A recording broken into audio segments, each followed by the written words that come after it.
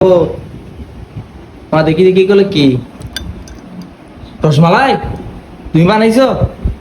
ও মাই god, তুমি এত কিছু পারো? ও মাই গড, আসলে আমি তো দিচ্ছি রে, এই বাংলাদেশের মেয়েরা তেমন কিছু পারে না তো।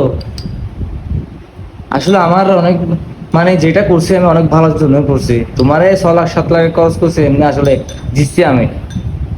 তো তুমি যদি রসমালাই আনতে জানো তাহলে তো আমি ব্যবসা করতে পারবো। হ্যাঁ, রসমালাই দোকান একটা করে দিবেন কোনো, সেদিকে একটু খাওয়া যেত। ও বাপ, পুরোপুরি দোকান থেকে আরো সেরা, অস্থির অস্থির অস্থির বলতেছে, অস্থির একদম।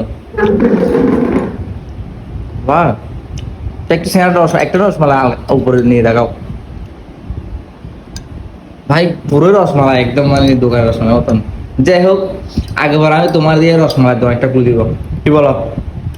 হ্যাঁ, ইও দোকান দোকান, হ্যাঁ দোকান খুলে দিব, কেমন?